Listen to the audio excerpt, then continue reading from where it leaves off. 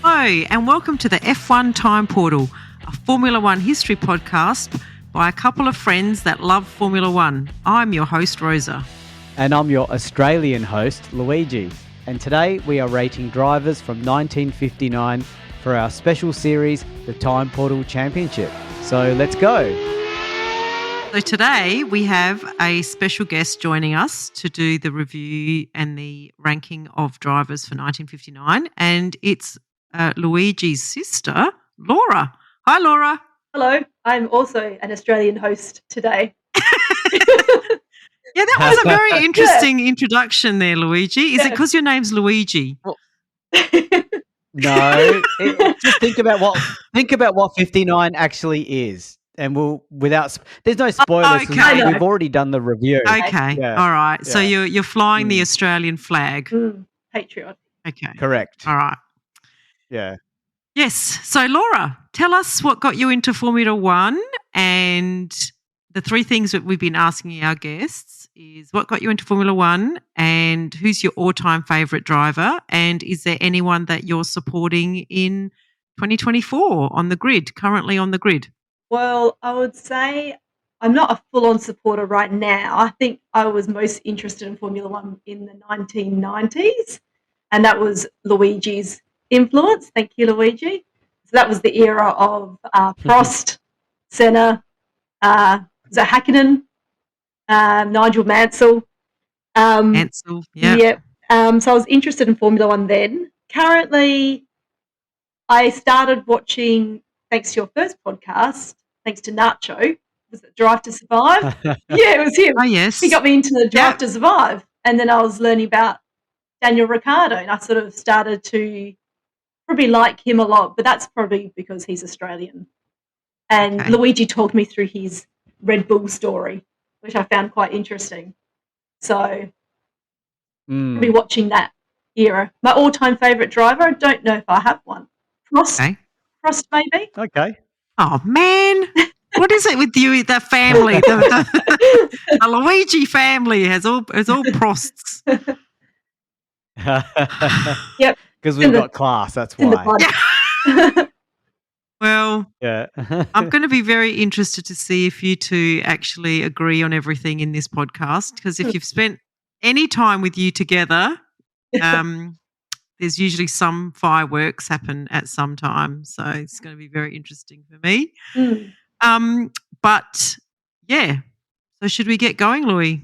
Yeah, let's get going. And I was going to say I haven't looked ahead at anyone's predictions, yours, Rosa, or yours, Laura. So, yeah, we'll see what happens. Yeah, so we'll see what we think. we all blind predict. We all blind rank. So no one's been influenced by anyone else, but I have seen it because I've had to collate all the scores. But it should get quite interesting. Okay. So we're starting with race 1 in 1959, Monaco Grand Prix. As is the norm, we give a bit of a short race review, not a proper race review. You've got to listen to the full podcast for that. But this is more of a prompter reminder to help us get our heads in the right place of what race are we talking about again. So in this race, Moss actually took pole, then Berra and Brabham. Moss was in the Cooper, Berra was in the Ferrari, and Brabham was in the Cooper. Now, I'll just flag that I'm not always going to mention the teams. I'm just doing it because it's the first race. Yep. So Brooks was 4th and Phil Hill was 5th in the Ferraris. At race start, Berra actually out-accelerated Moss and Brabham to take the lead. Moss slipped past Berra on lap 21, and on the next lap, Brabham also moved ahead of Berra's slowing Ferrari to take second place. On lap 22, the Lotus of Graham Hill caught fire and he was forced to retire. And on lap 25, the engine of Berra's Ferrari fell apart, which had some interesting conversation in the podcast major, moving Phil Hill into 3rd place. By lap 75, a Moss victory was looking certain, with the lead over Brabham being a clear minute, which is a lot for Monaco. However, on lap 81, Moss drew into the pits to investigate a strange noise coming from the transmission, but nothing could be found, so he resumed only to come to stop on the circuit with no drive. in the podcast major, I made a comment that was the sound of Moss's championship slipping through his fingers. That's right. So Brooks tried to catch Brabham for first. The gap was only 10 seconds with 19 laps to go, but Brabham responded by setting the fastest lap and pulled away to score his first ever championship victory. Trintignant was third. So, Laura, who were your top three in that race and why? I put Vera as my third, and I said because he was generally a good driver and he had pole position, didn't he? Yes. No, Moss had pole, but that's okay. Okay. He was up there. He was up there in the top three. Yeah. Then why did I put it for his engine? His engine did drop out. I just said it was just good old fashioned bad luck, but he was still a good driver. For number two, I put Brabham, Australian, and I believe he had the fastest qualifying time and in the race, fastest lap I think in the race. And first, I put Moss, even though he had an issue. I thought he was consistently. Oh, that's all you have to say? That's all I have to say. Yeah. Why don't you say what you wrote? Be honest. I did write Moss, consistent, sexy overtaking of Berra on the chicane. I like it. I like how our vocabulary is extending to the sexy talk. It's nice. I think this is the first time the word sexy has come up in the podcast. Absolutely. Definitely. Yeah. And it was an overtaking move, not the person itself. So, yeah. Okay. Driving. Overtaking. I think overtaking can be very sexy in Formula One. Yep. I agree. Okay. Is that what people got? They love the overtaking, the chicanes. Yes. I think that's you're right. I think that's what Drive to Survive probably tries to nurture. Like that passing is sexy, and that's sex sells, right? So yeah, fair enough.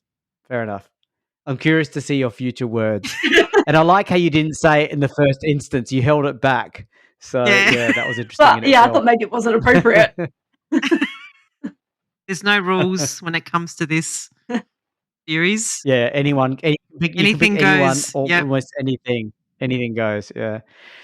So for mine, I always reread these reviews and see other people's picks and suddenly feel like I've made a mistake because I think I should have put Moss higher than third. So I had Moss in third. Main reason being he led most of the race but retired due to car issues. I think I should have put him first, but I regret that. But I've locked him in as third, and that's the way it is. Second, I put Berra. He was leading for the first 21 laps and stood firm against Enzo Ferrari. So Enzo Ferrari was not a big fan of Berra, and Berra against Enzo. And good on him for taking on the establishment. And first, I actually put Brabham. So I even acknowledged, while not quite deserved, because it was a bit of an inherited win, it was his first F1 win. So I couldn't not give him the top rank. And the first for an Aussie driver as well. So maybe I was a bit parochial there. Yeah. Well, so, I would challenge Moss being third place there. I mean, he was leading by so much. What did we say? That he was leading by over a minute. Seconds. By over a minute on lap 81 of a 100-lap race. I'm regretting it, okay? But I can't change it now. Okay. Well, I gave my third spot to Brooks. I thought he did a great chase and finished second. I'm not sure where he lined up on the grid, actually, but I seem to remember he moved through the field and, there were a lot of retirements, but great chase, finished second. I put Brabham second, did well to hold off Brooks at the end, and, it is his first GP win, but I couldn't go past Moss for number one. He should have won this race. Like, it was his. It was his for the taking. He had pole position. Yeah. He was a clear minute, and it was just, again, the car that just let him down. So I had Moss, number one. Like Laura. Good on you, Laura. Yeah. Sorry. We can hear you. My thing went funny. Luigi, you need to take note. Yeah. We'll lift your I know. game. Now that I'm seeing the cumulative results, and I feel responsible. Yeah. But let's hear them. Yep. So Moss and Brabham are equal on 20 points. Berra's on 10 points, and Brooks is on 4 points. Okay, so that's just 4 drivers. Interesting. Mm. Okay, so we're up to race 2, the Dutch Grand Prix. So the review is that Bonnier took pole position in the BRM, then Brabham, Moss, Berra, and then Graham Hill in 5th. So on race day itself, Bonnier took the lead, but it was Gregory in a Cooper that shocked everyone and slipped into 2nd after qualifying 7th. So pretty good start. Moss, trying to conserve his tyres, had a slow start. Gregory overtook Bonnier on lap 2 to take the lead, and the pair opened up a gap to Brooks in 3rd and Shell in 4th. Brabham then got past Shell and Brooks to take 3rd. Moss charged through the field from 6th and soon closed in on Bonnier and Brabham in 1st and 2nd. That's where they were. So the lead changed a lot, but Brabham's car was having transmission issues. Moss caught and passed Brabham on lap 46, and after a 3-lap battle, Moss was looking good to make up for his bad luck at Monaco, so he was in the lead. But on lap 63, his race ended with a broken gearbox. Again, a retirement towards the end. Bonnier win, 15 seconds over Brabham, and Gregory 3rd. And I think this was the first win by a BRM. Yes. So this is a pretty special occasion for that team, and obviously I think this is Bonnier's first win as well. So, Laura, who's your top 3 and why? I put as 3rd Bonnier, only because he won, and fastest lap didn't retire. His lap lead for most of the race. And for 2, I put Gregory, coming from 7th on the grid, and he was 2nd lap lead behind Bonnier. So I thought, coming from that far on the grid, I thought that was pretty good. And I actually put Brabham as my first because I just thought he was consistently good in the race. And he's Australian, sexy Australian. Okay. I'm going to enjoy having Laura on this when we're talking about like the drivers of the 70s, because that's like when they really get their shirts sexy. are out. Yeah. Okay, so my top 3 is Gregory in 3rd. He jumped from 7th to 2nd, same reasons as Laura, but he had the lead to lap 10. So that's pretty good. And as Rosa may recall, I've got a bit of a soft spot for drivers that take the lead at the start of the race or shake it up at the start. It's something that I don't know why, but I seem to have a soft spot. Yes. I had Bonnier in 2nd. So the race winner, I had him in 2nd. First win and BRM's first win, but lucky. And I had Moss in 1st. So I made up for the first race. So Moss in 1st. Amazing comeback drive, only to be taken away with a car issue near the end. He really deserved this win. So that's my top 3. No controversy there. No, I think we approve of those. We approve of those.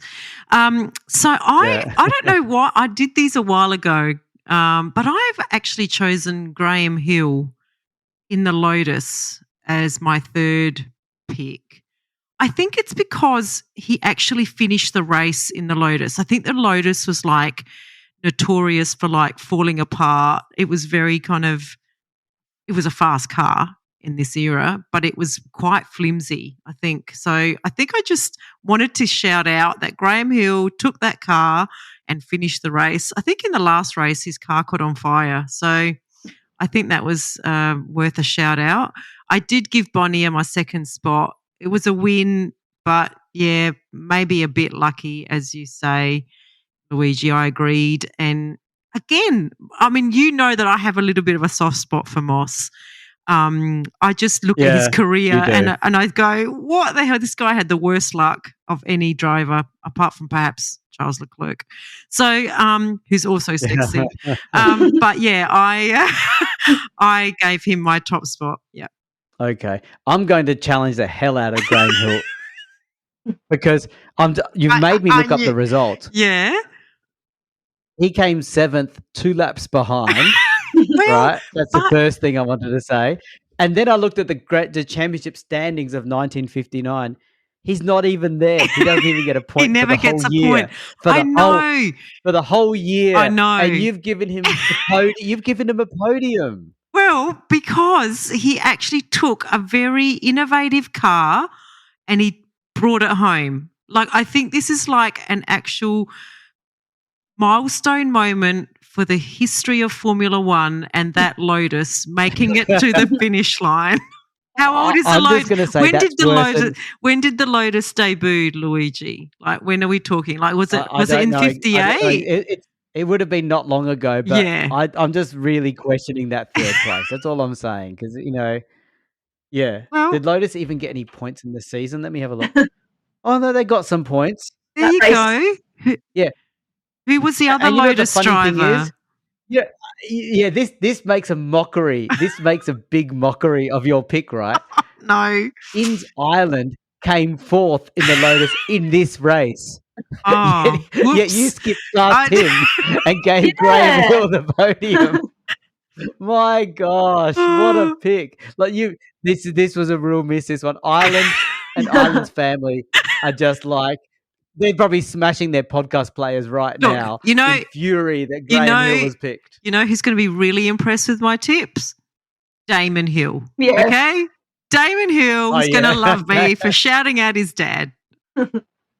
Yeah, his dad, because his dad probably set the car up to enable Inns Ireland to come fourth while his dad came seventh. So yeah, fair enough. Exactly. Okay, Can I ask Right. let's move on to the a next quick race. question? With Moss, how many years has he been racing for at this point? Oh, Is he new? that's a good question. No, it is he's not new. He was He's- pretty active back in the 50s, I think wasn't he made his he? debut in 52 or 53 when the F2 rules came in. That's when he made his debut. So he's been around for 6 or 7 years at least. Up. I Sound can- right to you, Rosa? Yeah, I was just going to have a look when he actually made his debut. I'm picking 52. I'm saying 52. He spent a few years in the wilderness before he sort of found his mojo. Yeah. Well, because in 1953 he raced. Oh, sorry, in '54 he was Fangio's partner with the W196, wasn't he? No, that was 55. Was that '55? Yeah, we can look it up later. It's okay. Yeah, I'd say '53. I think you'd be right if you said '53. So he's been around a little bit. I'm actually saying 52, but Oh, yeah. did you? Okay, 52. In fact, just to put it to bed, I'm just going to look it up in the back of my book. All right, you look it book up has a big while I section give you the standings. We've got Yeah, thank you. Yeah. Bonnier on 16 points in third place. We have Brabham on 28 points in second place and Moss on 36 points in first place. Hey. And what about Graham Hill? Graham Hill is tied with Brooks, who I also tipped actually on 4. So he's in last place. Graham Hill. Yeah. And I can see Moss made his debut in 51. So he must have made one race presentation in 51, I suspect. Okay. Yeah. Yep. Okay. Okay, so we're up to race 3, which is the French Grand Prix. So Brooks, then Moss first and second in practice, but watch second session 2 of practice. So I think that's because Brooks and Moss had set the first 2 fastest times, but then got relatively cocky and just let the others have a go. Yeah. And then got pushed around by that. So a bit of an interesting strategy there. So Brabham skewered second spot and Phil Hill got the last spot on the front row, pushing Moss onto the second row alongside Berra. So I think Brooks got pole. So race day was very hot to the point where the tarmac on parts of the circuit was beginning to melt. As the flag fell, Brooks went into an immediate lead, but Berra stalled and the entire field went past him before his push started. So Brooks took the lead. Trintignant in second, who stalled, push started his own car and rejoined in 12th. So it sounds like he had a bit of a comeback, followed by Brabham, Moss, Phil Hill, and incredibly Berra, who had come through the field to be 6th. Phil Hill and Berra both passed Moss, who was having clutch trouble, and then Phil Hill overtook Brabham, but Berra overstrained his engine trying to do the same and retired on lap 32. So Berra was fired as a result of a fight by Ferrari with the Ferrari team management over an F2 race issue because he had his own team competing with Ferrari in F2, and that caused a whole lot of drama, but it resulted in his firing, which is a pity because Berra was looking like a good driver for Ferrari that year in 1959. Moss overtook Brabham on lap 38 to take third, but on lap 43 stalled his engine and was disqualified for getting outside help. So Brooks ends up winning the race. Phil Hill comes second and Brabham third. Sounds like a lot was going on in this race. Yeah, there was a lot going on. Yes. What's the outside help? What's the outside help like? So back in this era, you weren't allowed to get anyone helping you restart your car on the track if you stalled your engine. So some marshals must have helped him get his car started, and he was disqualified immediately. When we're doing our pickings, are we allowed to pick those that retired? Obviously we can. So, sorry, what was the question? When we are doing our pickings, if they've retired for whatever reason, that's obviously okay. You can pick whoever you want. You can pick whoever you want. don't even have to pick a driver. Yep. You can pick anything you want. Okay. You did pick Moss in previous ones where he retired, I think. I think I did on once. You have done it. I have. So who's your top three for this race? So the third, Laura. I put Berra because I said he's a passionate man because he's fighting and assaulting people. So I figured if he's that type of man who's going to be fired for an assault by Ferrari, I thought I like that. It's got some spirit behind him. Now, interesting. Second and first, I combine them, so they have to split their points because I couldn't decide between Moss and Brooks. So Moss and Brooks have to share the 8 plus 6. Yep. So they got 7 points each is what I did. Yep, happy with that. And I just said that was because they were cocky drivers that didn't do the second practice but watched. That was my reason. I mean, that is funny, but what about the race? You've just gone with the practice. Yeah. Well, it's better than Graham Hill. Yeah. At least I didn't pick a Lotus. I'll give you that. Yeah, at least I didn't do that. At least you didn't pick the second Lotus drive and claim it was because it was Lotus. Actually, he was the top Lotus driver. The second Lotus driver just had better luck with his car. And got points. I just feel bad because, it seems like Moss and Brooks are good drivers and it just seems like these cars just break down all the time. Yeah. So I figured it wasn't their fault that, what was it, engines are falling out or... I know, and it seemed like engines just stalled for no reason back then. Like you'd just be changing gear and it's like, nah, I'm just not going to do that. I'm going to just stop working. Yeah. So were Moss and Brooks ahead of their time? Because, we're calling them cocky drivers because they just sat back and watched the second session, but they were preserving their car. And Brooks went on to win the race.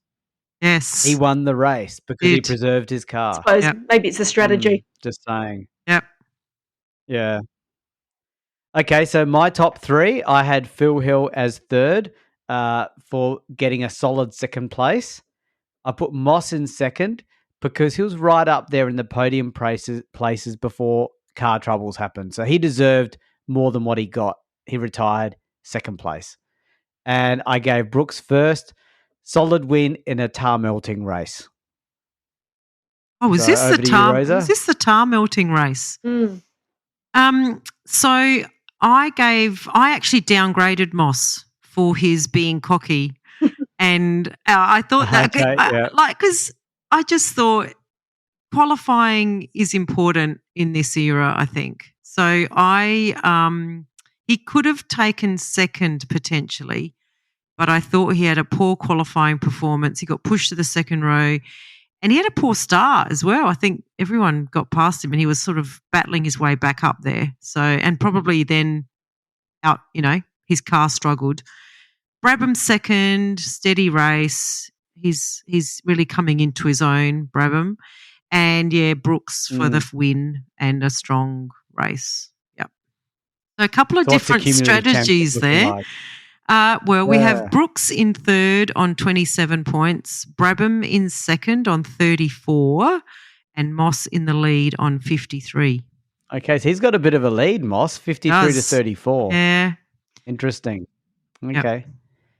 So we're up to race 4, the British Grand Prix.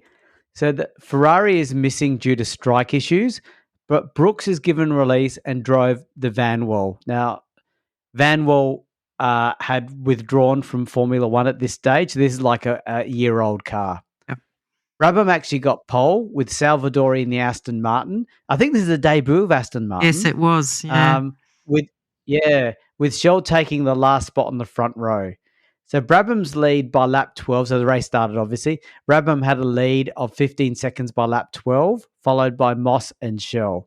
After 25 laps, the gap between Brabham and Moss was levelling out at around 15 seconds, while McLaren, as in Bruce McLaren, for your benefit, Laura, because you may think it's a team, while McLaren had made a move past Printignon, and Shell to grab third. So Moss continued to chase Brabham and reduced the gap to 20 seconds, but then had to pit for fuel, during which Bruce McLaren flashed past. On the last lap, McLaren pulled alongside Moss, but Moss held him enough to cross the line first against McLaren. Brabham had an easy win and actually had led the entire race. So, over to you, Laura, for your top 3 and why. I put, how do you say it? Trintignant? Yes, very good. Thank you. I just thought it was exciting racing. It sounded like it was a close race, and that's why I put him as third. I put Brabham as second, just because I just think he's just been an all-rounder, consistently good. And hang on. He was leading the whole race, and you've only put him second. Yes. Because he was leading the whole race. Yeah, I know. There's a reason. Let me read okay, all right. Because I put Moss as number 1 because I believe there was a bit of a gap and he closed that gap, I believe. Yeah. Okay. Well, that's my reason. So let me see. Brabham led by lap 12, 15 seconds, followed by Moss and Schnell. Blah, blah, blah. Like he didn't ever stop fighting. You're right. Moss continued to chase Brabham and reduce the gap to 20 seconds. That sounds significant to me. But then had to fuel, blah, blah, blah. Yeah. Yeah. I put Moss in front of Brabham. Wow. Hey. You've got the right to do it, but it's a big surprise. It's a big call. Can I ask the other question about the Moss thing or not? Is it controversial, Laura? What I wrote in my thing? The other thing you wrote. Oh, look. Yeah. I didn't know if it was appropriate to say that. I did say. Is the reason appropriate or not? The saying it is okay, but is the reason inappropriate? It's not inappropriate. If it's not appropriate, we can skip it. I think we need to skip it. Okay. Yeah, let's do it. I was about to say it, so you're lucky.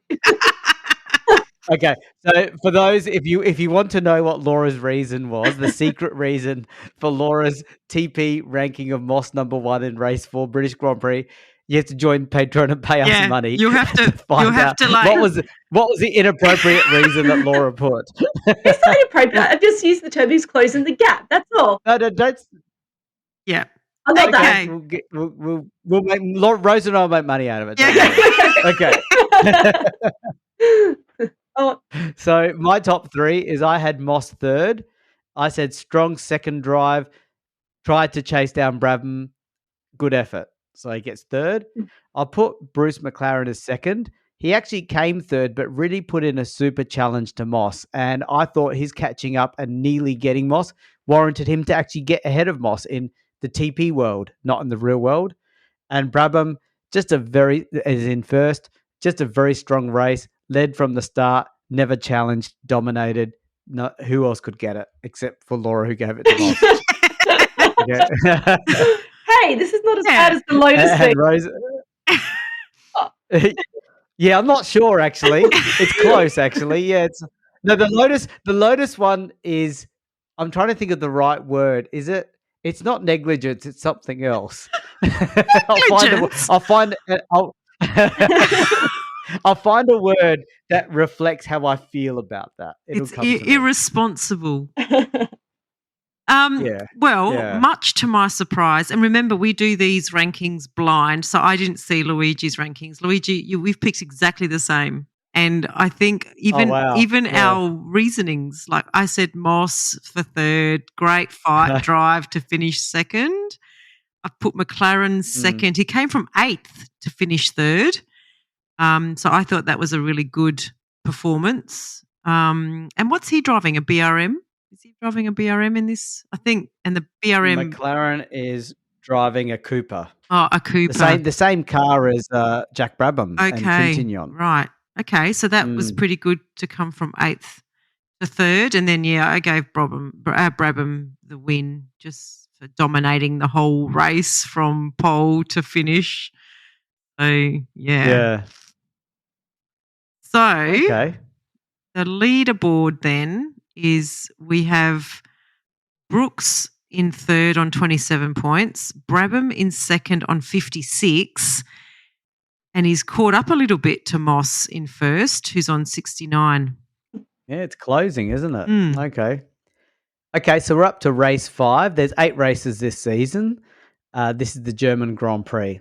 So the review is, unfortunately, it starts with a little bit of sadness. Jean Berra died the day before in an F2 race on the Avis track. The race was run in 2 heats of 30 laps each, running approximately 1 hour each, mainly due to the possibility of tyre trouble. So in heat 1, Brooks took pole, followed by Moss, then Gurney, then Brabham rounding at the front row. At the end of lap 1 in heat 1, it was Brooks leading with Gregory, Moss, Brabham, Bonnier, Gurney and Phil Hill. Moss's race was over by lap 2 with transmission troubles. At half distance, Brabham also was out with transmission issues. So the lead was now being contested by the 2 Ferrari teammates of Brooks and Gurney, followed by Gregory in the Cooper until his engine itself blew up, leaving the Ferraris to coast to a 1-2-3 win with Brooks, Gurney and Phil Hill and Bruce McLaren 4th. So Heat 2 was basically the grid of the end result of Heat 1. So in Heat 2, McLaren shot into the lead at the start, but by the end of the lap, he had dropped down to 5th with Phil Hill, Bonnier, Brooks and Gurney all passing him. The race turned into a high-speed procession with the Ferraris out front, with the final result for the heat being Brooks first, Phil Hill second and Gurney third. So the way they did this race was they added up the times of the 2 heats. So the final classification of the race was Brooks win, Gurney second, Phil Hill third, and that's a Ferrari 1-2-3. And the reason why I'm saying Phil Hill, just for Laura's benefit, is as you know from Rosa's prediction earlier, there's a Graham Hill in the Lotus who didn't get any points for the year. And we try to differentiate the point scoring Phil Hill to the non-point scoring Graham Hill. Yeah, got it. So Laura, your top 3. You'll be glad to know Moss is not in my top 3. He's certainly not number 1. So for third, I put McLaren, just for being there amongst the Ferraris. For number 2, I put Gurney. Yep. He's hang on, wait a minute. Yeah, read out what you said about him. That's what I wrote. Just for being there amongst the Ferraris. McLaren. No, what you said about Gurney. Gurney. Never heard of him. So well done. So well done to him. Second after 2 heats. Well done to you, Gurney. Poor Gurney. Poor Dan Gurney. He got Porsche's first ever Formula 1 win and his own first ever Formula 1 win, and this is the respect he gets. Yeah. Anyway, go on. And he's driving a Ferrari. It's the first time I've seen Ferrari come into this season, I think. Yeah, okay. Yeah, it's true, I think. And that's a fresh perspective, isn't it, Rosa? It's nice to hear it. It is. Yeah. Well, I don't think a Ferrari's come into the podium on the previous races. No, probably not. Yeah. I hadn't even heard. Maybe Phil Hill. Did he sort of finish third in one of them? Anyway, Keep going. All good. Again, for first, I put Gregory. First time I even heard of him, and he was giving it some until he couldn't. Giving it some. Yeah. Let me just look up where he finished in the race. I'm not quite accepting this this Gregory thing. Let me just see. His engine blew up, leaving the Ferraris. Yeah. Okay. He was there. I don't know if he was really up there. He was, I think he was 4th or 3rd, and then his engine blew up, which allowed Phil Hill to take 3rd. There we go. He was 3rd. But you gave him the win. Yeah. Look, now I'm looking at it. He probably should be number 1. I agree. Gregory's family's loving this. Yeah. I don't think he's ever going to get number 1 on anything. Probably not. Yeah. He got your number 1. And now looking at it all. Yeah, that's a little high. But he's there. He's there now. At least Gertie came second. He got second. Yeah. Poor Brooks, who wins the race, gets nothing. Yeah. Okay, fair enough. Your predictions. Well, I've done Brooks. I'm sort of sharing it out a little bit. Yeah, it's nice. It's nice that you're being generous. Yeah, so, it's like how Rosa was with a Lotus. I think you giving Gregory the win. No, I think you're losing now, Laura. I think you giving Gregory the win, has surpassed Rosa giving Graham Hill. I almost want to reread the race and see what Gregory did to see can I find a way that he's the number 1 driver on this track. Maybe I read something that you haven't read. I actually, maybe you have, but I will say I've got a feeling he's probably the 4th, because Ferrari came 1, 2, 3. He was probably the 4th Ferrari driver, and he retired. Okay, so my top 3 is I've got Phil Hill number 3. He came 3rd in Heat 1 and 2nd in Heat 2. So I based my predictions on results. So good on him for doing better. But this race you have second. Yeah.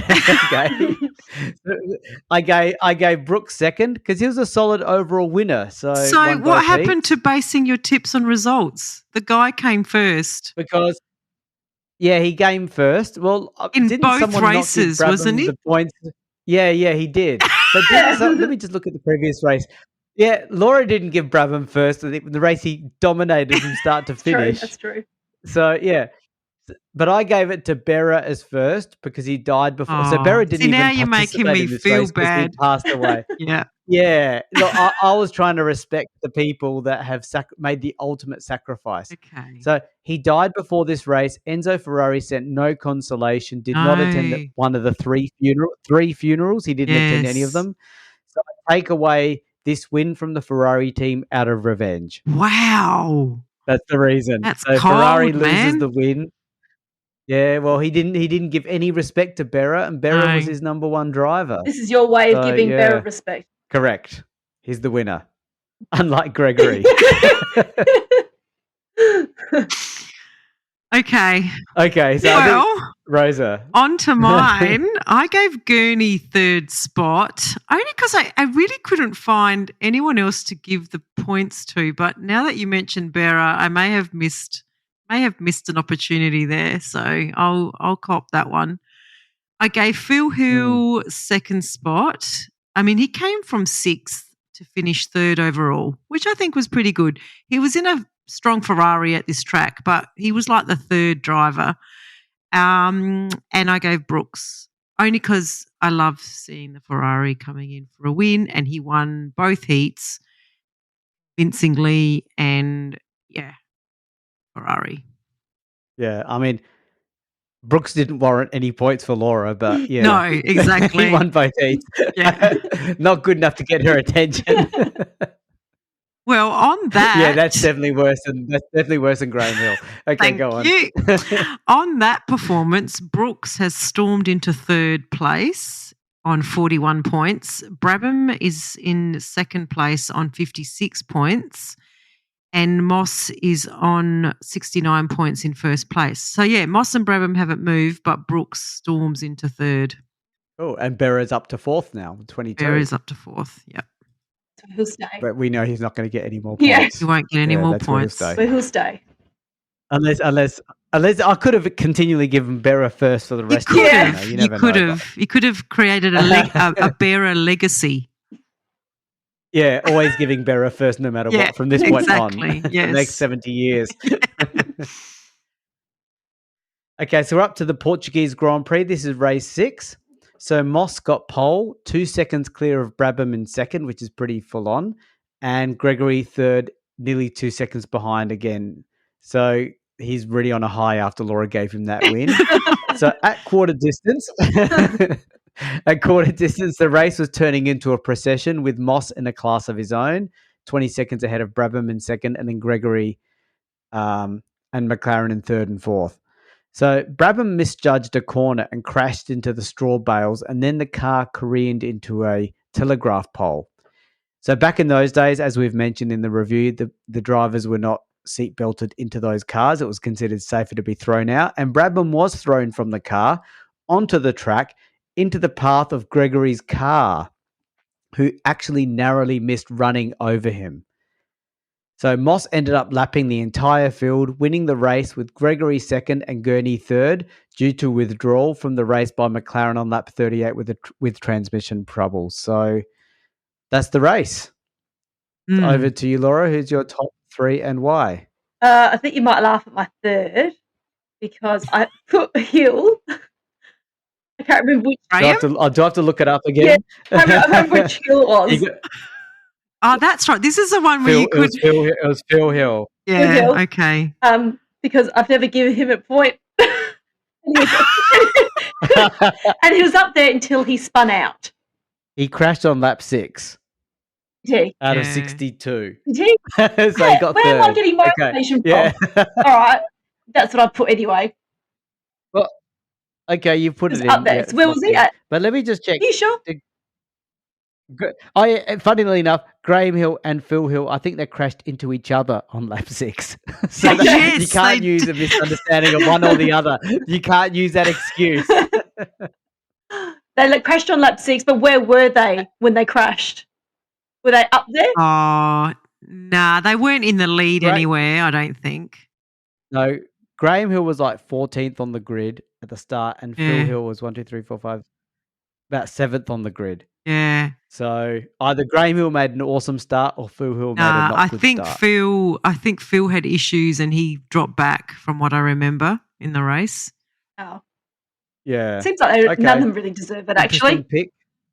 But I like Laura's just trying to be fair. She's just trying to give everyone a share of the bone of the TV championship glory. Yeah. I am. Yeah. All right. Number 2. I put Gregory for number 2. Oh, God. Oh, why not? Why not Gregory? Well, give us your reason. All right. Yeah. Just for making an appearance halfway through the season.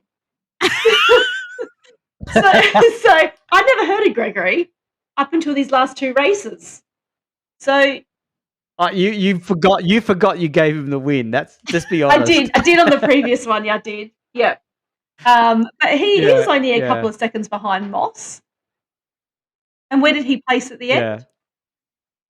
Gregory second. With Gregory second. Second. He came second. Yes. Yeah, he actually came second. There you go. So good for you. He was only one lap behind, but he came second. That's the main thing. Yeah, it's good. And read out what you said about. Read out your review of Gregory. I think you've got to be honest. I said, "Good for you, Greggy Poo, making an appearance halfway through the season." Greggy Poo, and that works out well, Cooper. Yep. Okay, number 1, I put Moss. I just rate he's just too good. He seems to be consistently doing fast laps. I rate 11th victory. I don't know why I wrote that. Maybe that was his 11th. It may have been his 11th. It may have been. I don't know. Yeah, I don't know either. I just feel like he's just been consistently good all over. Yeah. And especially in this race.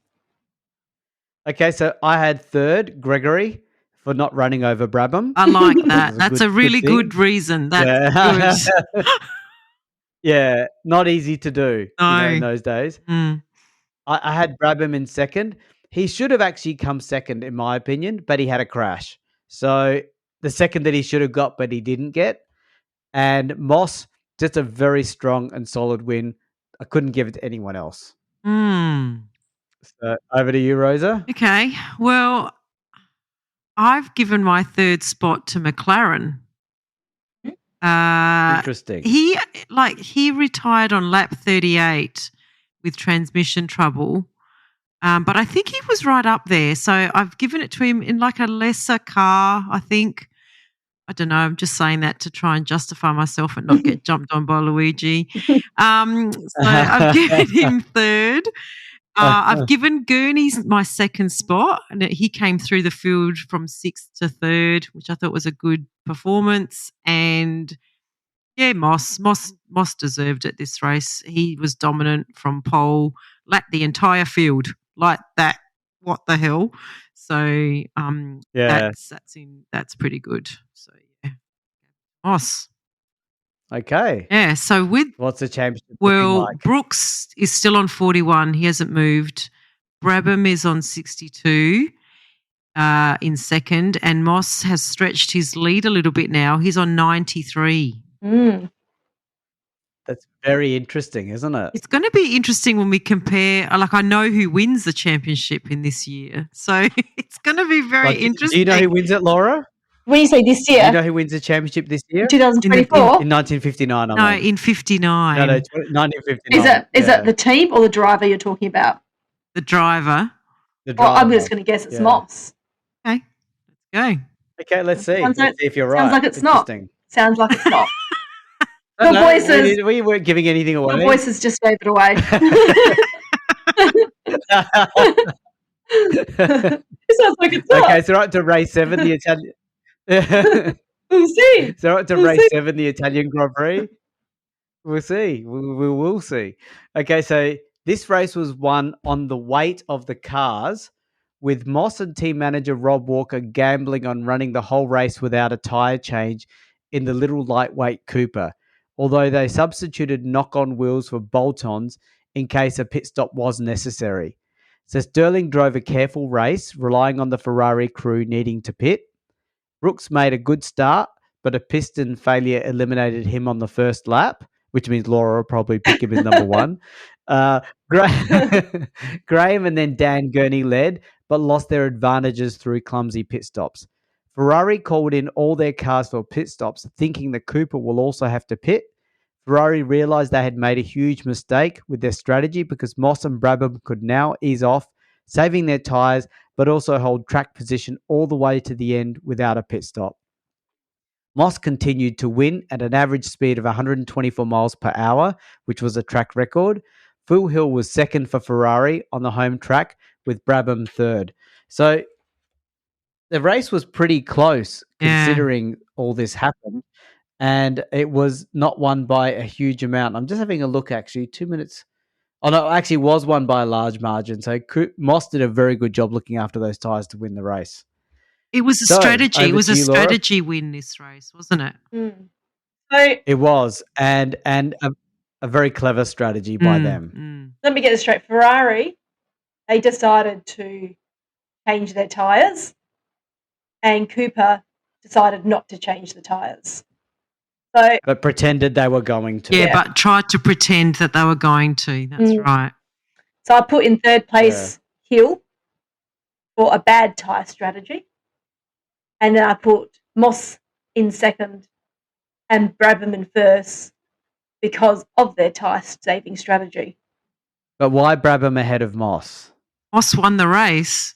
Because Brabham came third. Because he's Australian. Okay, fair enough. He's a lovely. Now it counts. He's a lovely Australian. Okay. We'll take that. Yep. We can't change it anyway. So yeah. Okay, so I had Phil Hill third. He came second despite a strategy blunder by the Ferrari team. I put Brabham as second. He came third, but did the same strategy as Moss, but couldn't quite hold off Phil Hill, but still got on the podium. So good on him for that. And I gave Moss the win. Excellent tyre strategy, excellent tyre preservation, and tricking for the Ferrari team to get the win. And let's not forget, this is at the actual Italian Grand Prix. So it's beating the Ferrari team on their home track. And I actually think Luigi and Laura won't, unless you've listened to all the episodes, Laura.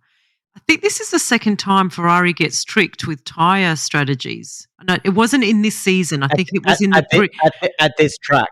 Yes. Yeah, at this track. That's right. Yeah. So they've fallen for it again. So it's very funny. Yes.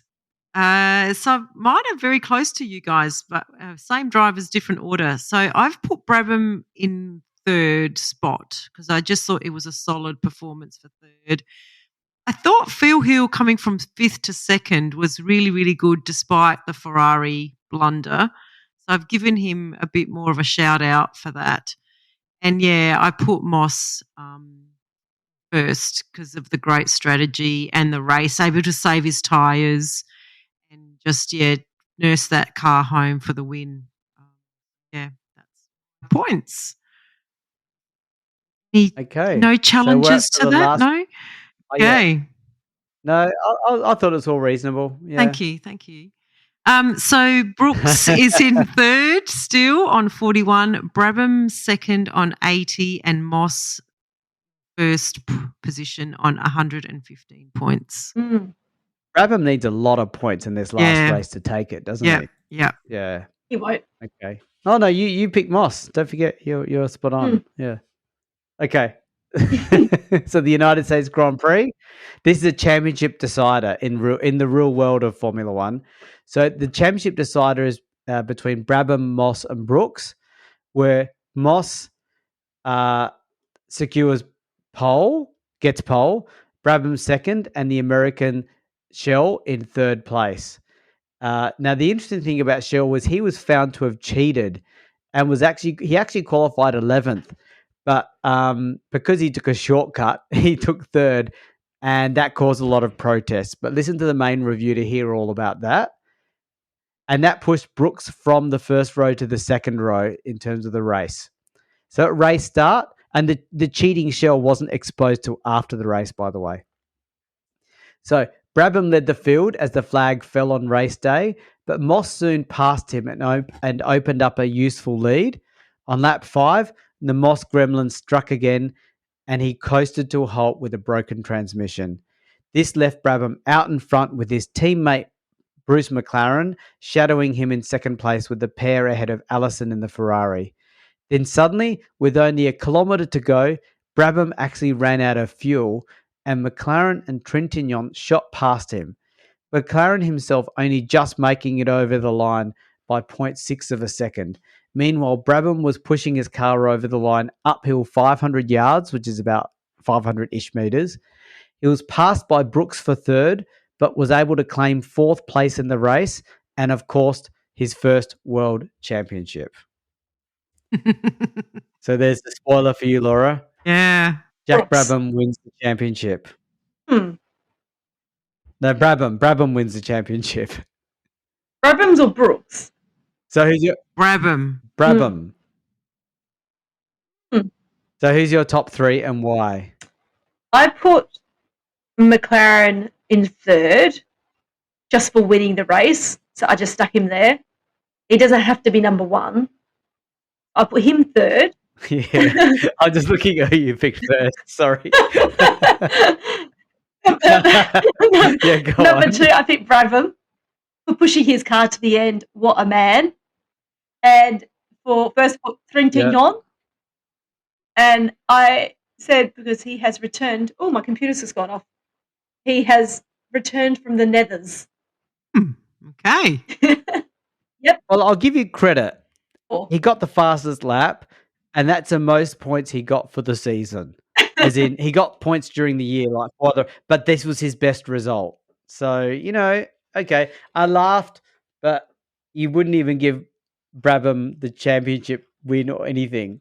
Yeah, you gave him second, but that's fine. Yeah, sharing it out. My top three, the third place won't make sense to you, Laura, but for regular listeners and Rosa, it will. I put Ugolini in third. Now, this makes sense because Shell, the driver, he cheated his way into third on the grid, and Ugolini has a reputation for protesting all the time. And my question is, where was Ugolini when you need him? He wasn't around to kick up a big stink about Shell. And so he gets on the podium for that. Missing in action. Ugolini wasn't a driver. He was a team manager, by the way. Who was for Ferrari? Second, I put Moss and Maserati. I had Moss in second. He was in the lead. Moss Gremlin stole his result. He should have come second, in my opinion. And first, I gave it to Brabham. He actually led most of the race. He ran out of fuel and had to push up 500 yards to claim fourth and the championship, and just an amazing legend effort. So over to you, Rosa. Well, I've kind of got a combination of both of you two. So I've agreed with Laura and put McLaren in my third spot for the win. I mean, it was lucky. Yes. But it was a lucky win. But he held off Trintignant and he only kind of won by 0.6 of a second. So, you know, that's pretty good effort. I gave Moss my second spot. And I just wanted to make a note here. He has had such a year of bad luck because, like, he had 4 retirements, 1 disqualification, and a first, second for the rest of the season. So, like, 4 retirements, I don't know how you could survive that, really. So, yeah, he deserved a bit more in this race than what happened. But you couldn't go past Brabham for first, pushing his own car over the line. Like, even knowing that someone else is going to take third, he just pushed his car over the line to claim that championship. Like, what an Aussie battler. Yeah. It's massive. Yeah. And those cars would not have been light. No. It would have been heavy. Yeah, absolutely. Yeah. Even if they were rear-engined, they were still heavy rear-engined cars. Absolutely. You know? Like, if he had not put in that effort, I probably would have given Moss first place, because I've usually given Moss first if he'd had such bad luck in a race and he was leading and deserved the win. But how can you go past someone pushing their own car over the line? Is that even allowed? Yeah.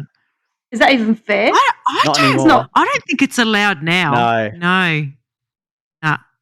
But back in those days, you could, as long as you didn't get outside help. Yeah. Yeah, they don't black flag races. They don't stop races for any reason. No. Deaths of drivers or spectators included. That's not a reason to stop a race.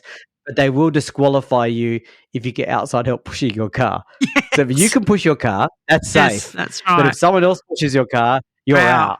So it's a bit crazy in those. So what, you're saying that they wouldn't stop the race if someone died? No. They had 14 or 15 people die at the Argentinian Grand Prix in 52, and 51. The race just goes on. Can't recall. The race just goes on. Yes. Kept going the whole time. No stopping, nothing. Wow. That's fascinating. Yeah. Yeah, you should listen to our episodes, Laura. I do. Yeah. Okay, so do you want to know who's the champion? Who is the TP champion for this year? So we have in third spot, we have Brooks on 41. Second, we have Brabham on 102. But the winner, the TP championship for 1959, is Sterling Moss on 127 points. People's champion. The people's champion.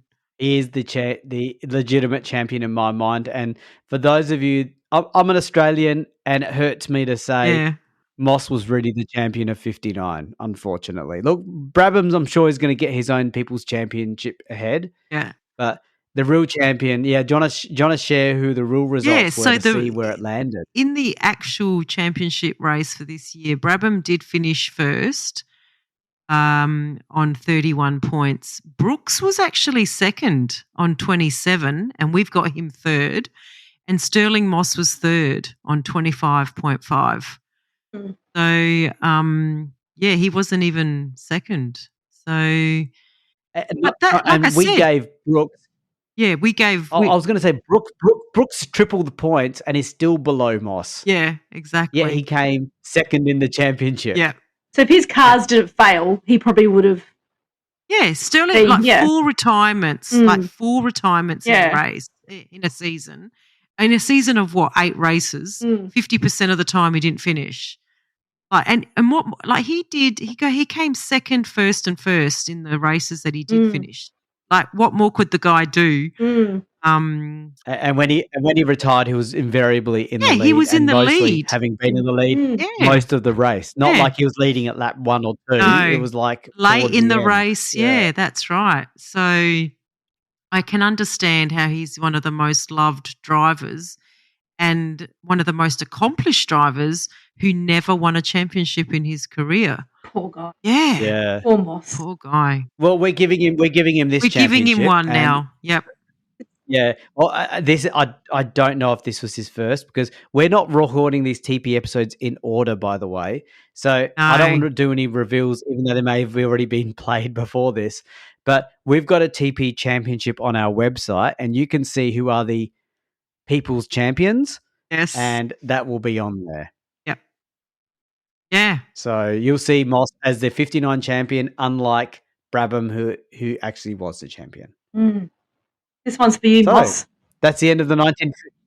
Yeah, this one's for you, Moss. I don't think it's his first. So yeah, and for Laura, for your reference, Moss doesn't win a championship in his career ever. Oh, that's interesting. He's known as the best driver in Formula One history to have never won a championship, and this 59 season is a total reflection of that. Yeah, this was an interesting season to read about, because I just was surprised about the racing conditions and the failure of the cars, and just were very unreliable. Yep. It's very surprising. And let's just appreciate there was only one death during the year. Yes, because 58 was a horrific year. So it's nice to have just one death. If there's a positive, that's one. It's a positive. Yes. Seems like a lot of drivers died back then in Formula One. Yeah, it was a very dangerous, very, very dangerous career back then. Right. Well, thanks, Laura. Hope you enjoyed it. I enjoyed having you on. Thank you. Although you both piled up on me, so thanks a lot for that. And Laura got it in the end with Gregory in that race. She did. Win, so, well, hopefully. Well, thanks for coming, Laura. Yeah, and hopefully we'll have you on. We'll have you on again sometime. Thank you. I appreciate that, and I enjoyed it.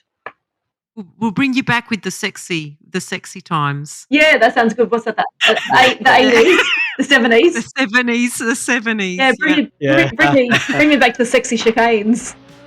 Yes. Yeah. Okay. Bye, everyone. Okay. Bye. Bye. We have a Patreon. Yay! We're a professional podcast now.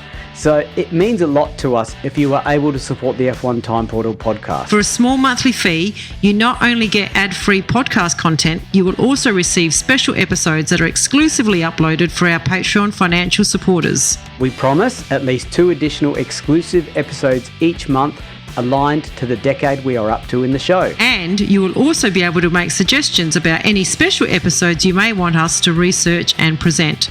We can't promise that we can do all of them, but we will consider them. So, if that sounds like an entertainment bargain to you, go and sign up at patreon.com/F1 Time Portal today. If you're enjoying our podcast, please tell your friends and non-F1 friends alike. Yeah, and don't forget to rate us 5 stars or whatever highest is available on the podcast platform that you use. We have a range of social media handles for you to connect with fellow listeners, so look up F1 Time Portal on all the usual platforms. Or visit us at www.f1timeportal.com or email us at f1timeportal@gmail.com. We would like to give credit to our primary reference materials, a series of books called Grand Prix by Mike Lang.